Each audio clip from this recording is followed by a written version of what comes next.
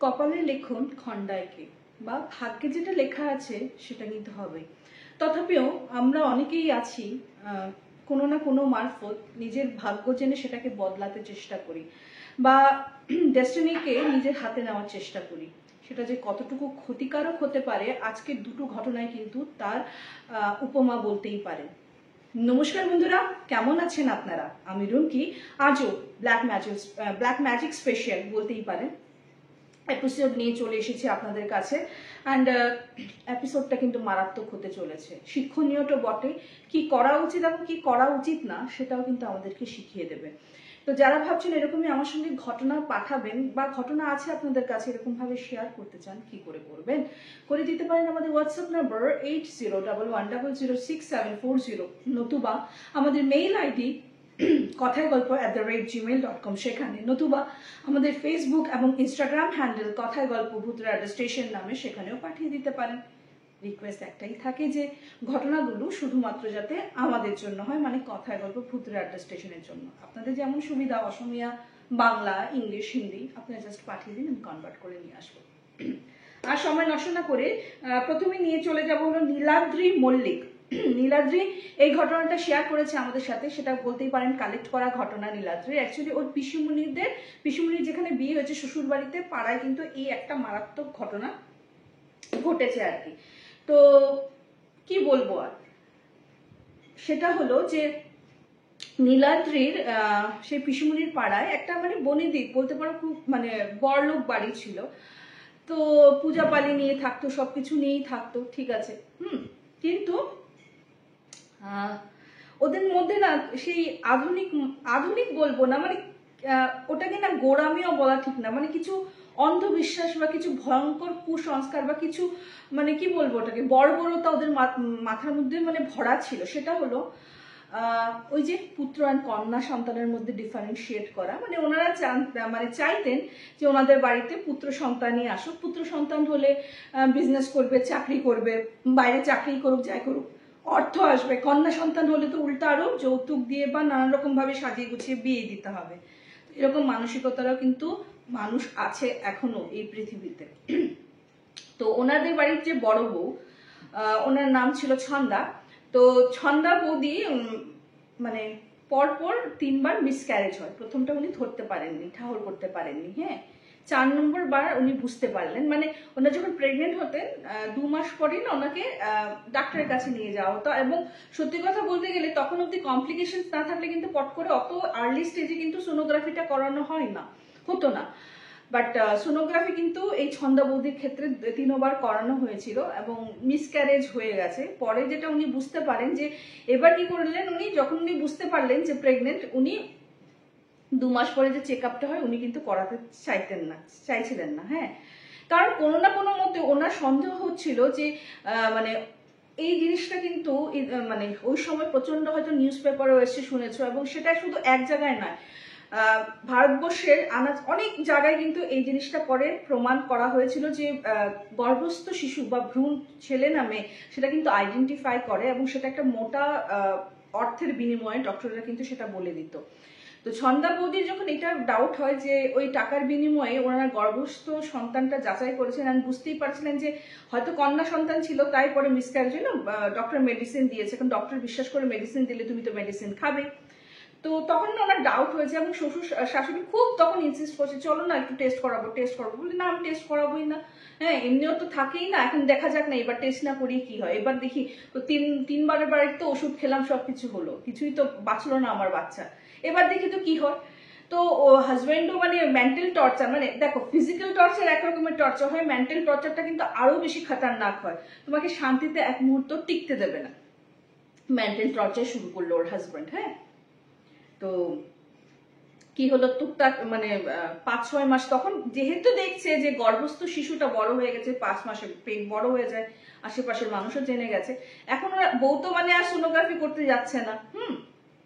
ওদের পাড়ায় একজন ডক্টর ছিলেন, তো বউটা কি করলো, ওনার সঙ্গে মানে চুপি চুপি ডিসকাস করে ওই যেটা ওই ফলিক অ্যাসিড বাগেরা মানে জেনারেলি, তো উনি বললেন যে তোমার তো কোনো কমপ্লিকেশনস নেই যেরকম দেখছি। তো এটা যখন মানে শ্বশুর শাশুড়ি হয়তো ঘরে থাকতো না, কোনো জায়গায় হয়তো ননদের বাড়ি গেছে, তখন উনি ওই ডক্টরের সঙ্গে কনসাল্ট করতেন। তো উনি মানে ওষুধ বাগেরা সব দিতেন। আর ডক্টর বলেছে যে এমনি তো সব ঠিক আছে, কিন্তু ভারী জিনিস উঠিও না, এগুলি তো জেনারেলি সব প্রেগনেন্সিতেই প্রিকশনগুলি দেয়। কিন্তু তোমার ওর ছোট ননদ অবিবাহিত, ও ছোট ননদটা ম্যাক্সিমাম বড় ননদ মানে বড় ননদের বাড়িতেই থাকতো আর কি, হ্যাঁ, মাঝে মধ্যে বাকি আসতো, ওরকম আর কি, আপ ডাউন করতো। বড় ননদের বিয়ে হয়ে গেছিল। তো ওরা কি টর্চার শুরু করলো বলতো, মোটা মোটা কাপড়, মোটা মোটা কাঁথা, বেডশিট বলো, তারপর ঘর মুছা বলো, পাটা পুতা উঠিয়ে কলপারে নিয়ে গিয়ে ধোয়া বলো, এইরকম টর্চার সহ্য শুরু করলো, ঠিক আছে। একদিন কি হলো, একটা মানে গ্লাসের মধ্যে সবুজ একটা জল শাশুড়ি নিয়ে এসে বলছে এটা খেয়ে নাও, আর একটা শেকড় দিয়েছে, এটা বাঁধো। তো বলছি যে ঠিক আছে আপনি রাখুন, আমি খেয়ে নেবো। বলছে না, আমার চোখের সামনে খাও। তো ওর না কেন ডাউট হচ্ছে, উনি কিছুতেই খেলেন না। আর এর রেজাল্ট কি হলো, শাশুড়ি আরো বেশি বৌমার উপর রেগে গেলেন। তো বললো ঠিক আছে অ্যাটলিস্ট এটা তো লাগিয়ে নাও, একটা শিকড় দিয়েছে। তো বলছে যে মা আমি সব মানি না, ঠিক আছে আপনি যখন দিয়েছেন থাক, ঘরের মধ্যেই থাক। কিন্তু শাশুড়ি যাওয়ার সঙ্গে সঙ্গে উনি কিন্তু শিকড়টা জানলা দিয়ে ফেলে দেন। বোঝা যাচ্ছে টুকটাক করার চেষ্টা করা হচ্ছিল।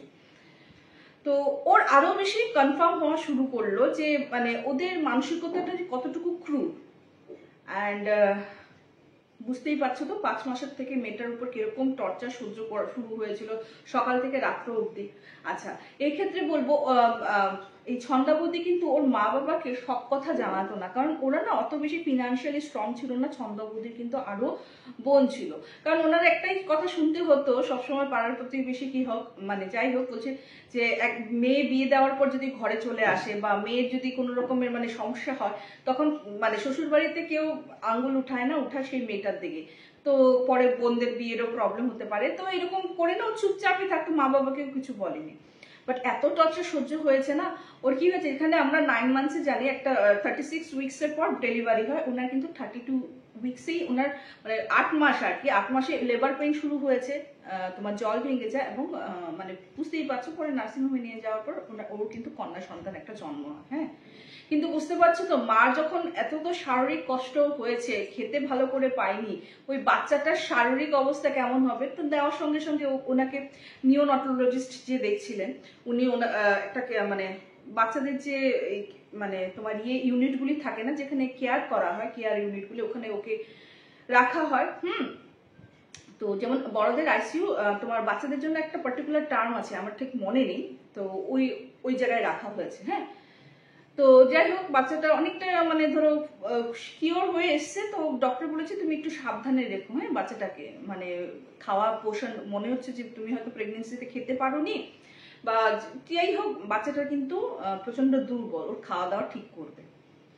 কি আর করবে, ওই আতুর ঘর উঠতে না উঠতে জানো তো আবার সেই বউকে তো উদয় অস্ত, মানে বাচ্চাটা কাঁদছে, খিদার চোটে কাঁদছে, বৌমাকে তো এক পাও নড়তে দেবে না রান্না করতে, কিন্তু তুমি রান্না করে বেরোতে হবে। ওইটুকুনি বাচ্চা, একটা বাচ্চার জন্য কি এতগুলি মানুষ না খেয়ে থাকবো নাকি এতক্ষণ, মানে এইরকম। আমি আমার মনে কি যে ভূত প্রেরতের যে আমি এত ঘটনা বলি, ওদেরও বোধহয় একটু মনে হয়তো মনুষ্যত্ব বলা যায় না, মানে মনে একটু হয়তো কষ্ট হতো যদি এই বাচ্চার প্রতি। কিন্তু এই মানুষগুলি কিরকম আমি বলবো, তো এই দিন না কোনো রকমের পর্যায়ে ফেলা যায় না জানো। বাচ্চাটা খিদায় কাঁদতো, কিন্তু বাচ্চাটাকে না খেতে দিত না। তো এরকম করতে করতে কাহাতাকে, এমনি প্রিমেচিওর বাচ্চা, এমনি যখন পেটে ছিল এত কষ্ট দিয়েছি, বাচ্চা কাহাতাক সার্ভাইভ করবে। 3.5 মাস হতে না হতে বাচ্চাটা কিন্তু একদিন দেখে ঘুমের মধ্যে আর নিতে পারেনি, বাচ্চাটা কিন্তু মানে মরে রয়েছিল। সকালবেলা উঠে ও ডিসকভার করলো বাচ্চাটা তো 3.5 মাসের, ওকে তো কবরস্থ করা হয়েছে। তারপর থেকে কিন্তু ছন্দা বৌদি পুরোপুরি চেঞ্জ হয়ে গেল গো। ও কথা বলতো না, একটা রোবটকে যেমন তুমি প্রোগ্রাম করে দিলে না যে এই কাজ করো এই কাজ করো, ছন্দা বৌদিও যেমন সকালবেলা উঠতো, সবাইকে চা দিত, মুখে হাসি নেই, কিচ্ছু নাই, মানে রোবটের মতো কাজ করে চলেছে। ওর যেমন ইমোশন মরে গেছে, ওর এক্সপ্রেশন মরে গেছে, সবকিছু মরে গেছে, হ্যাঁ। এদিকে শ্বশুর বাড়ি তো খুব খুশি, যাই হোক আপদ বিদায় হয়েছে। অথচ তোমরা দেখো শাশুড়ি কিন্তু দুটো মেয়ে, একটা বিয়ে দিয়েছে আর একটা বিয়ে দেবে। ওই ছোট ছোট ননদটাও কিন্তু প্রচন্ড ছন্দবৌদিকে টর্চার করতো, হ্যাঁ, একটা ছেলে দিতে পারেনি, একটা ছেলে দিতে পারেনি, মানে নিজের মেয়ে হয়ে কেমন করে বলতে পারে বলতো। তো ছন্দবৌদি তো পুরোপুরি একদম কি বলবো, অবস্থা শেষ। তো ওর মার বাড়ির থেকে বলেছে যে আমি কিছুদিনের জন্য মেয়েকে নিয়ে যাই। তো শাশুড় শ্বশুর বাড়ি কিছু অবজেকশন করেনি, যে হ্যাঁ নিয়ে যান। হ্যাঁ, এখন তো কেউই আমাদের ইয়েই নেই, নাতনিই নেই, অ্যাজ ইফ খুব মানে নাতনির জন্য ওনারা শোকাহত, শেষ হয়ে যাচ্ছেন। তো নাতনি যখন নেই, থাক যাক আপনার মেয়ে, আপনার কাছে থেকে আসো কিছুদিন। এখন আর মুখ দিতে একটা নাতির মুখ দেখাতে পারলো না, তো মা বাবা নিয়ে চলে গেছে। তো ওর মা ছন্দাবতী যেই বাবার বাড়ি গেছে, ওই দিনের রাত্রের থেকে শুরু হয়েছে ওদের বাড়িতে তাণ্ডব। তাণ্ডব মানে তাণ্ডব, এলাহি তাণ্ডব। হ্যাঁ, কি সেটা হলো যে কি বলবো আর, ওর যে ছোট মানে ছোটার ননদ যে ছন্দা বৌদির, আমি তো বললাম আপ ডাউন করতো দিদির বাড়ি আর এই বাড়ি, তো তখন এই বাড়িতে ছিল। ও স্বপ্ন দেখছে যে একটা ছোট্ট বাচ্চার সঙ্গে একটা মানে পশুর মতো চেহারা, ওরকম জবরদস্ত এসে, হ্যাঁ, ছোট্ট বাচ্চাটা যেমন ওর চুলের মুঠি ধরেছে, হ্যাঁ, ছোট্ট বাচ্চাটা যেমন অত মানে কি বলবো 3-3.5 মাস না, ওই ধরো 5-6 বছরের একটা বাচ্চা ও দেখছে, ননদটা, হ্যাঁ, একটা বাচ্চা মেয়ে দেখছে, ওরকম করে চুলের মুঠি ধরেছে। আর যেমন একটা ভয়ঙ্কর ওই অবয়বটা ওর পা ধরে না এরকম করে হ্যাচকা মানে টান দিয়ে তুলবে, এরকম করে মানে ও স্বপ্নে দেখছে। আর এই ভীষণ স্বপ্ন দেখে কিন্তু চিৎকার করে উঠেছে, মা গো বাবা গো। বলে কি হয়েছে? বলছে আমি না এরকম এরকম ভয়ানক স্বপ্ন দেখেছি। তোর মা বলছে দূর, তুই হয়তো মানে এটো গাটার কাপড় জামা পরেই ঘুমিয়ে গেছিস, হ্যাঁ, তো ওটার জন্য হয়তো স্বপ্ন দেখেছিস। তো এগুলি নাকি এটো গাটা নাকি ছন্দা বৌদির শাশুড়ি খুব মানতো। তো ননদ বলছে না না, তুমি যে মানুষ, তুমি তোমার চোখে ধরা পড়ে গেলে তো আমি চলে শেষই হয়ে যাবো, ওর জন্য আমি আগের থেকে সবকিছু চেঞ্জ করেই ঘুমিয়েছি। হ্যাঁ, আমি এটো গাটা করে মানে ওই কাপড়ে, যেই কাপড়ে ভাত খেয়েছি ওই কাপড়ে ঘুমাইনি, আমি চেঞ্জ করেই ঘুমিয়েছি। তো কেউ তো বিশ্বাস করে না, ঠিক আছে। পরের দিন সকালবেলা যেহেতু বৌমা নেই, শাশুড়ি তো রান্না করবে, তো ওই কলপাট থেকে না কুপারে ওনার জল তুলতে লাগবে আর কি, জল নিয়ে আসতে গেছে, বালতি শুদ্ধ এমন ভাবে পড়েছে, ওনার যে পুরো বোনটা আছে না, মানে আমরা স্পাইনাল কর্ড যেটাকে বলি, ওটা যে কতটা মানে 2-3 টুকরা হয়ে গেছে। ব্যাড রিটেন, বউয়ের এখানে তলব গেল যে শাশুড়ি ব্যাড রিটেন, শিগগিরে আসো, কাজ না হলে কি করবে, ঠিক আছে।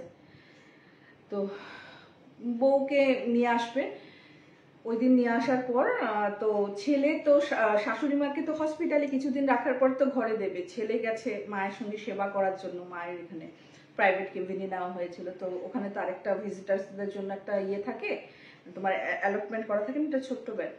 তো ওই ছেলেটা স্বপ্নে দেখছে, হসপিটালে স্বপ্নে ঘুমিয়ে ঘুমিয়ে দেখছে যে একটা ছোট্ট বাচ্চা, ওই ছেলে মানে ছন্দাবতী যে হাজব্যান্ড দেখেছে, ও দেখেছে 2-2.5 বছরের একটা বাচ্চা, হ্যাঁ, 2-2.5 বছরের একটা বাচ্চা দেখেছে। বলছে যে বাবা তোমার কি কষ্ট হয় না, বাবা তোমার কি কষ্ট হয় না, তুমি আমাকে মেরে ফেললে, এরকম করে মানে কেউ খুব রাগের ছোটকে চার্জ করছে।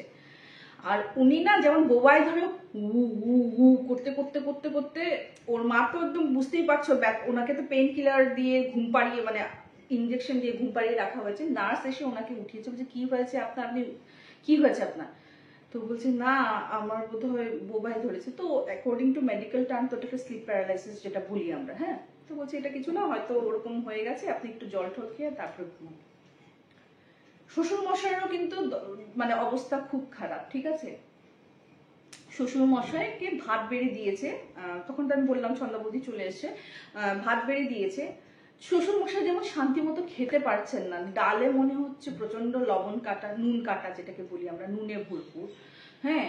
তারপর মাংস খেতে দিয়েছে, মাংস যেমন ঝাল, প্রচন্ড ঝাল। বলছি বৌমা তুমি কি রান্না করেছো? হ্যাঁ, এসব মুখে তোলা যায় না, মানে বৌমাকে অকথ্য ককথ্য গালিগালাজ করছে। অথচ ননদ বলছে ও বাবা তোমার কি হয়েছে, রান্নাটা তো ঠিকই হয়েছে, আমি তো তোমার সামনে খাচ্ছি, হ্যাঁ, কই আমার তো কিছু লাগছে না। বলছে তোর জিব্বা নষ্ট হয়ে গেছে, হ্যাঁ, উল্টা পুল্টা জিনিস খেতে খেতে জিব্বা নষ্ট হয়ে গেছে।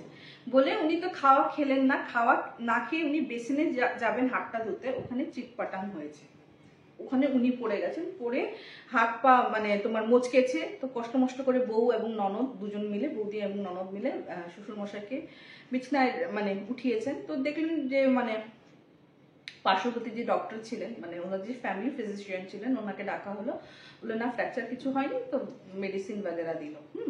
তখন ওই দাদুকে আবার ওই 5-5.5 বছর, যেটা ওর ননদ দেখেছে, শাশুড়ি বর কিন্তু 2-2.5 বছরের দেখেছে, ননদ দেখেছিল যেই বয়সে, ঠিক ওই বয়সেরই ওই মেয়ে শ্বশুর মশাই এখন দেখছেন। ওই মেয়েটা এসে বলছে যে তোমরা আমাকে মেরেছো, আমি তোমাকে বাঁচতে দেবো? একদমই বাঁচতে দেবো না, কাউকে বাঁচতে দেবো না, সব কটাকে শেষ করব। তুমি আমাকে শেষ করেছো, আমার মাকেও জ্বালা যন্ত্রণা দিচ্ছ তোমরা, তোমাদেরকে আমি বাঁচতে দেবো না বলে ডাইরেক্ট এরকম করে চার্জ করছে।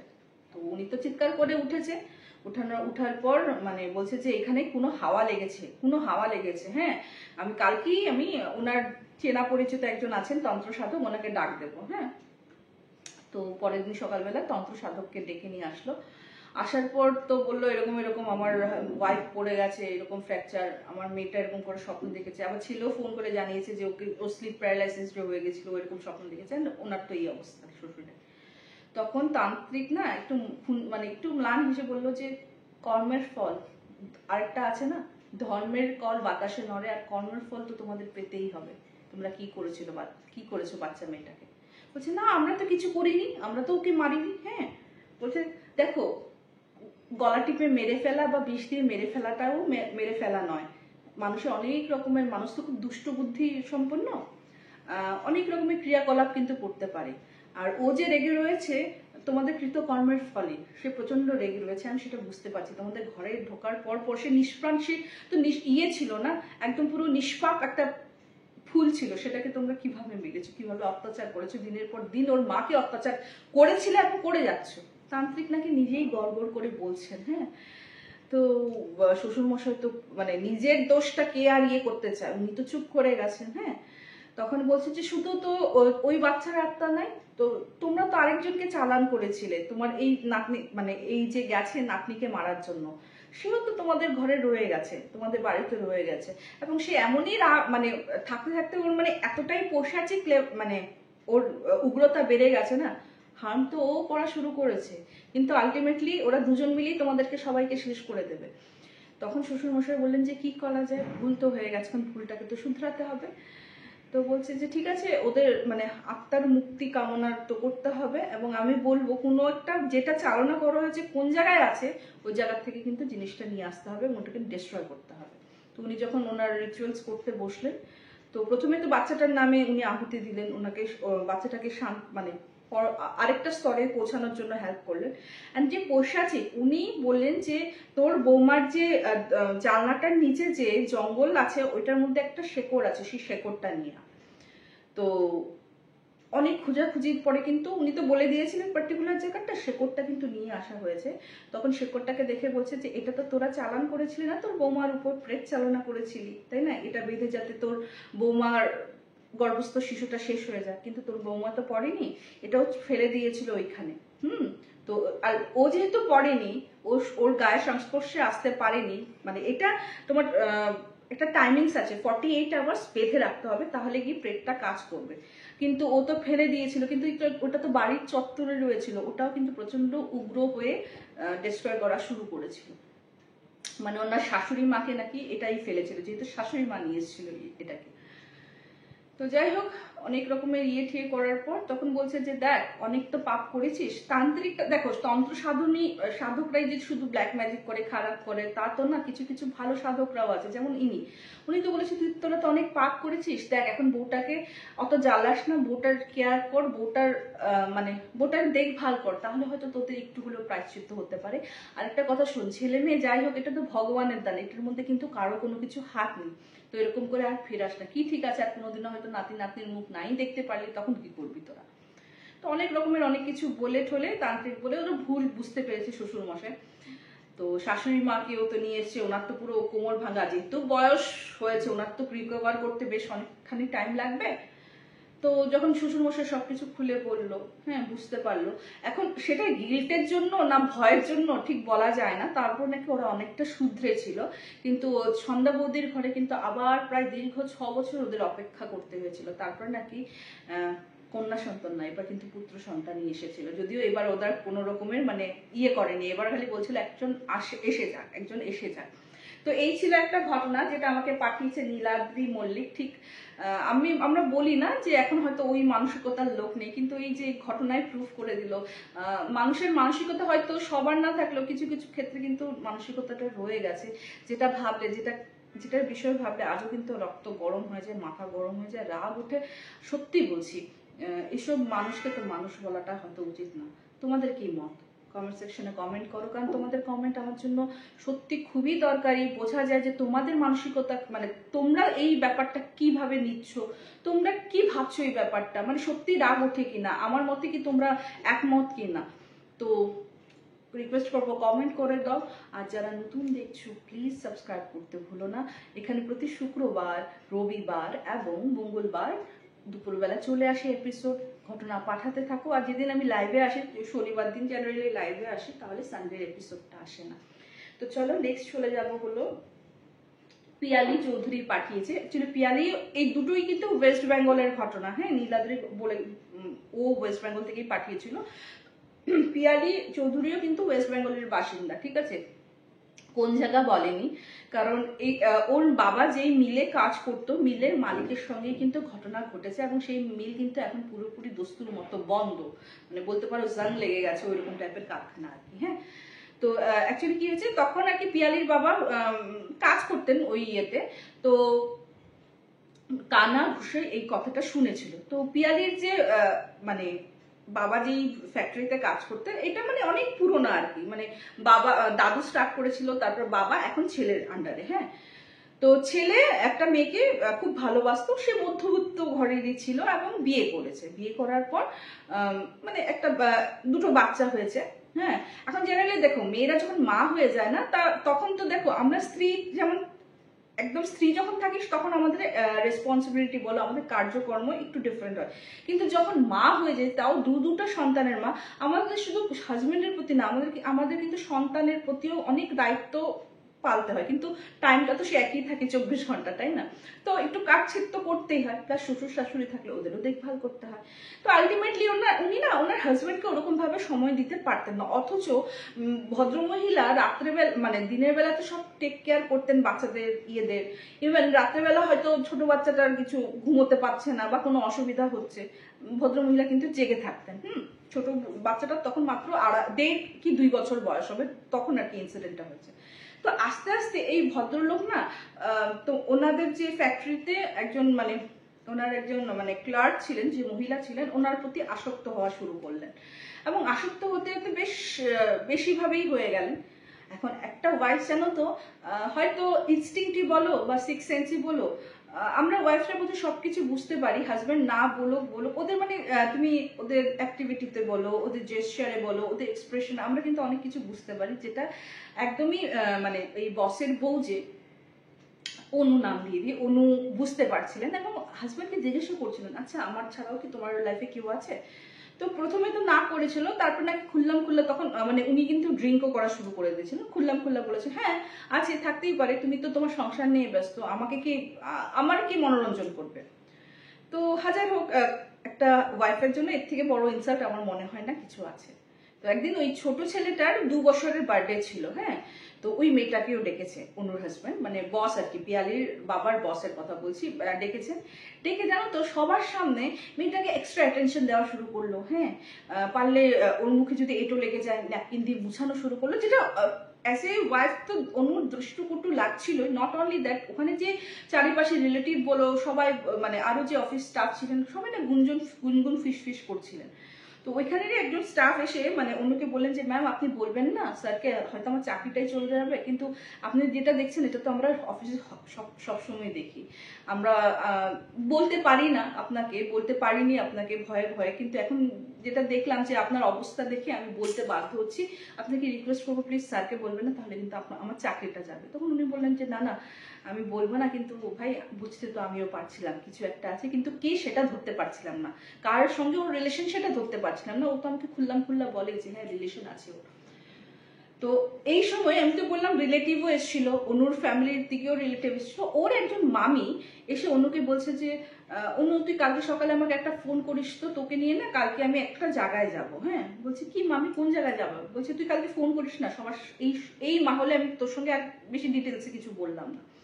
তো মামি তো বললেন, তো সকালবেলা অনু ফোন, মানে ওর তো মন ভেঙে গেছে, কি বলবো, আর যদিও জানে তবু চোখের সামনে সবার সামনে যখন নিজের হাজবেন্ড এরকম অন্য একটা মেয়ের সঙ্গে করতে থাকে, এটা বোধহয় কোনো স্ত্রী নিতে পারে না। তো অনুর মামিকে ফোন করেছে, তো মামি বলছে যে তোকে না একটা জায়গায় নিয়ে যাবো। বলছে কোথায় মামি, কোথায় নিয়ে যাবে? তো বলছে যে এমন এমন একটা জায়গা আছে, উনি না এই যে বিপথে গেলে মানুষকে পথে ফিরিয়ে আনতে পারে। হ্যাঁ, তো এটা তো মেঘনাই না চাইতে জল, উনি তো ওর হাজবেন্ডকে খুবই ভালোবাসে অনু, তো উনি তো চাইবেনি হাজবেন্ড আবার ওনার কাছে চলে আসুক। তো উনি গেছেন তান্ত্রিকের কাছে, তান্ত্রিকের কাছে সব কথা বলার পর তান্ত্রিক বললেন যে হ্যাঁ আমি করে দিতে পারবো, কিন্তু তোমার কিছু জিনিস আনতে হবে। কি সেটা হলো যে পিয়ালি যেটা আমাকে বললো যে বলেছিল যে চুল আনতে, আরো কি সিঁদুর বিদুর কি নিতে বলেছিল, ওইটুকুনি আমরা জানতাম। হ্যাঁ, তো কি হয়েছে তারপর উনি নিয়ে গেছে, নিয়ে যাওয়ার পর না উনি এইসব গুলোকে কিসব মন্ত্র পড়ে একটা গিট্টু মেরে বলেছে যে ওর যে তোমার অফিসের ব্যাগ আছে না, অফিসের ব্যাগের একদম এমন কোনায় রাখবি যেটা সচরাচর চোখ পড়ে না। হ্যাঁ, তো উনি ঠিক আর বলেছে যে 3 দিন যদি রাখতে পারিস তাহলে কার্য সিদ্ধি হবে, কিন্তু 3 দিনের আগে যদি জিনিসটা ফেলে দেয় তাহলে কিন্তু কাজ হবে না। তুই এটা চোখে চোখে রাখবি, ও যাতে না ফেলে বা না দেখতে পারে। তো উনি তো রেখেছেন ওনার ব্যাগে, হাজব্যান্ডের অফিসের ব্যাগে রেখেছেন। রাখার পর উনি খালি রোজ দিনই চেক করেন যে আছে কিনা, দেখে আছে। 3টা রাত্র পার করার পর তো মনে মনে প্রচন্ড খুশি, কেল্লা ফতে। এবং আস্তে আস্তে জানো তো এই জিনিসগুলো যেমন মানে বশীকরণ জিনিসটা যেমন একবারে করা যায় না, বা কিছু মানে আস্তে আস্তে জিনিসটা হয় না, মানে সময় নেয়। হ্যাঁ, it will take some time, just like that. এই জিনিসটাও কিন্তু একটু সময় সাপেক্ষ ব্যাপার। উনি কি করলেন, আস্তে আস্তে দেখছেন হাজবেন্ড যেমন অফিসে 10টার সময় বেরিয়ে যেতেন, পারলে 9টাও বেরিয়ে যেতেন, 11টা 12টায় টাইমটা ওয়াইফের সঙ্গে কাটাতে চাইছেন, ছোট বাচ্চাটার সঙ্গে, যেহেতু বড় বাচ্চাটা স্কুলে যায়, ছোট বাচ্চাটার সঙ্গে কাটাতে চাইছেন। ওয়াইফ যদি কিচেনে কাজ করে একটু এসে খুনসুটি করছে, মানে যেটা একটা ওয়াইফ চায়। তো উনি তো মনে মনে খুব খুশি। তারপর হলো সেই হঠাৎ দেখে কি খালি ফোন কাটছে, কার ফোন উনি নিতে চাইছেন না। তো উনি যখন ওয়াশরুমে গেলেন তো উনি মোবাইলটা চেক করে দেখলেন যে মানে ওই মেয়েটার আর কি, হ্যাঁ মানে একটা স্পেশাল নাম দেওয়া ছিল, তো ওই মেয়েটারই ফোনটা কেটেছে, দেখেছে যে এতবার ফোন এসছে। তো ও তো খুব খুশি, আস্তে আস্তে কার্গো শুরু হলো। কিন্তু জানো তো সবকিছুরই একটা রিয়েকশন হয়।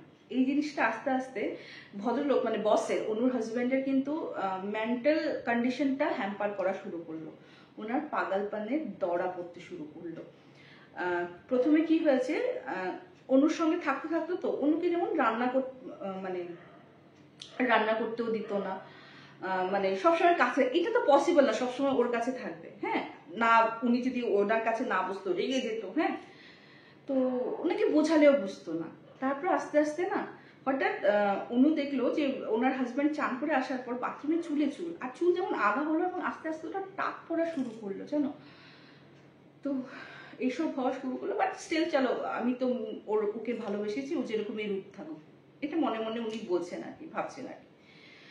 একদিন কি হয়েছে, অনুর ছোট বাচ্চাটা আর কি হয়তো পড়ে গেছে নাকি খুব কাঁদছে, ও দৌড়াতে যাবে, অনুকে যেতে দেবে না। অনু যেমন বলছে আরে ছাড়ো বাচ্চাটা পড়ে গেছে, অনুকে দেয় জোরে, কামড়ে দেয়। ঠিক আছে, এই যে কামড় ওর অনু খেয়েছে, ওর শ্বশুর কামড় খেয়েছে, ওর হাজবেন্ডের, ওর শাশুড়ি কামড় খেয়েছে, বড় ছেলেটাকে কামড় দিতে গেছিল, কিন্তু ওরা 3জন মিলে ওকে সামলে রেখে দেয়। আস্তে আস্তে উগ্র হয়ে উঠলো, মানে মানে ওই রকম যে অ্যাগ্রেসিভ মেন্টাল পেশেন্টগুলি থাকে না, জাস্ট লাইক দ্যাট, ওরকম মানে ওনাকে বেঁধে রাখা হতো। তারপর ডক্টরকে দেখানো হলো, ডক্টরকে কল করা হলো, প্রথমে তো ফ্যামিলি ফিজিশিয়ানকে কল করা হলো, দেখে বললো যে না ওনাকে মনোচিকিৎসককে দেখাতে হবে। হ্যাঁ, ওর হয়তো অন্যরকম, হয়তো কাজের প্রেশার হোক, যাই হোক, ওর যেটা বোঝা যাচ্ছে মেন্টাল ডিসব্যালেন্স হয়েছে। তো ডক্টর সবকিছু বললেন, মানে যখন মনোরোগ চিকিৎসকের কাছে নিয়ে গেলেন, ডক্টর বললেন যে তো অবস্থা খুবই খারাপ, ওকে তো কিছুদিন অ্যাসাইলামে রাখতে হবে। তো ভদ্রলোকে নাকি 15 দিন অ্যাসাইলামেও রাখা হয়েছে, বাট উনি কিন্তু আর ঠিক হলেন না। হ্যাঁ, আস্তে আস্তে তো বুঝতেই পারছো যে ওনার বাবার বয়স হয়ে গেছিলেন, ফ্যাক্টরি সামলাতে পারছিলেন না, ওনার এই অবস্থা, ওই ফ্যাক্টরি তো লাটে উঠবেই আস্তে আস্তে। আর সত্যি কথা বলতে গেলে অনু কিন্তু ওই রকম মানে মানে আছে না ব্যবসায়িক ওর কোনো রকমের আইডিয়া ছিল না, ওয়ারেস হয়তো অন্যদিকে ছিল, কারণ আমি তো বলি প্রত্যেকটা মানুষেরই কিছু না কিছু গুণ থাকে, কিন্তু ব্যবসায়িক বিষয়ে ওর অতটা আইডিয়া ছিল না, তো ও করতে পারছিল না। তো সেই যে মেন্টাল ডিসব্যালেন্স হলো, ও যে পাগলা গারোতে গেল, ওর কিন্তু অবস্থা দিনকে দিন খারাপ হওয়া শুরু করলো। তখন এই এই এই পুরো জিনিসটা চলতে আমি বললাম না একটু সময় সাপেক্ষে, প্রায় 8-9 মাস কিন্তু টাইম আর কি লেগেছে। যখন এই অবস্থা, তখন ওর মামকে বলছে যে আমি তান্ত্রিকের কাছে যাব, ও মানে এরকম এরকম অবস্থা, আমি তো ওকে নিজের কাছে ফিরিয়ে আনতে চেয়েছিলাম, ওর তো এখন উল্টা এই অবস্থা হয়ে গেছে, শুধু আমার কাছ থেকে না সারা দুনিয়ার কাছ থেকে ডিট্যাচ হয়ে গেছে। তখন মামি বলছে যে ঠিক আছে চল, ওই যে আমি লাস্ট গেছিলাম, আমিও তো আর যাইনি, চল আমি বাবাজিকে প্রণাম করে আসবো। ও মা, গিয়ে দেখে ভদ্রলোক নাকি 2.5 মাস আগেই মারা গেছে, মানে মারণ ক্রিয়া করেছে, এখন উচ্চাটনের জন্য তো ভদ্রলোক নেই।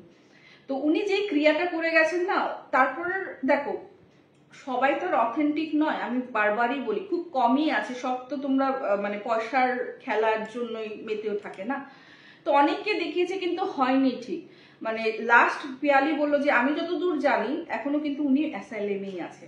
তো যেটা আমি বললাম যে ব্ল্যাক ম্যাজিক এমন একটা জিনিস না, মানে একটু ভালোর জন্য করা উচিত না, খারাপের জন্য তো নাই, ভালোর জন্য করা উচিত না। আর আমি মনে হয় কর্মফল মানে ভগবান যেটা ডিসাইড করে রেখেছে বা ভগবানের যে ডিসিশনটা, ওটা হয়তো আমাদের জন্য বেস্ট একটা প্ল্যানিং বা বেস্ট ডিসিশন।